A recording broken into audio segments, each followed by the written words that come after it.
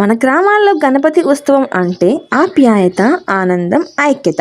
గణపతి పప్ప మోరియా అనే నినాదాలతో వీధులన్నీ మారుమ్రోగుతాయి.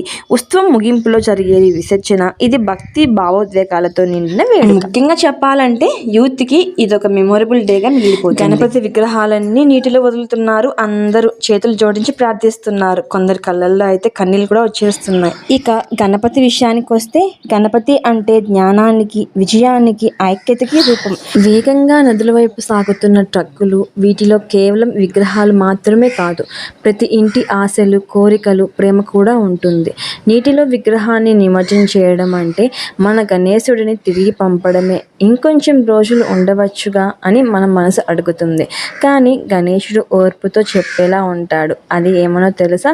నా పని అయిపోయింది బిడ్డలు, మళ్ళీ వచ్చే ఏడాది కలుద్దాం. గణపతి నిమజ్జనం మనకి నేర్పే గుణం ఏంటో తెలుసా?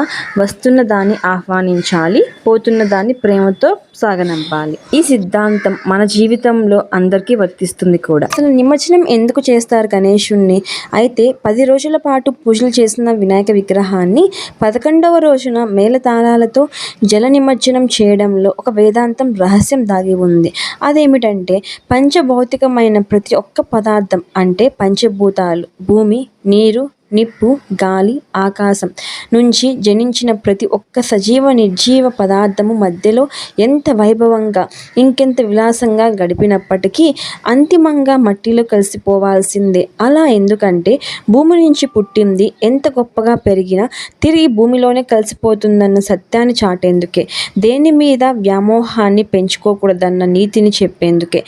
ధన్యవాహనాది షాడోపచార పూజలు చేసిన అనంతరం ఉద్వాసన చెప్పి తిరిగి ఆ నీటిలోనే నిమజ్జనం చేస్తారు గణపతిని. ఇంకా మన గణేశుని నిమజ్జనం వెనుక చాలా రకాల శాస్త్రీయ కారణాలు కూడా ఉన్నాయి. వినాయక చవితి నాటికి జోరుగా వానలు కురిసి వాగులు, వంకలు, నదులు, చెరువులు పొంగి పొర్లుతుంటాయి.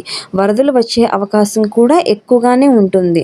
ఇక అలాంటి సమయంలో మట్టితో చేసిన గణపతి విగ్రహాలను నీళ్ళలో నిమజ్జనం చేయడం వల్ల వరద ఉత్పత్తి తగ్గే అవకాశం ఉంటుంది. అలానే వానాకాలంలో ప్రవహించే నీటిలో క్రిమికీటకాలు అధికంగా ఉంటాయి.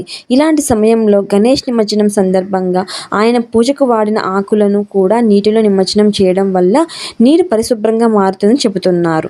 మట్టి గణపతి నీటిలో కలిసాక 23 గంటలకు తమలోని ఔషధ గుణాలున్న ఆల్కలాయిడ్స్ని నీళ్ళలోకి వదిలేస్తాయి.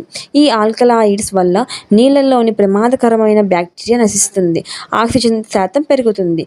ఇదే వినాయక నిమజ్జనం వెనుక దాగి ఉన్న గణపతిని పూజించడం వల్ల చాలా ఉపయోగాలు ఉన్నాయి మనకైతే.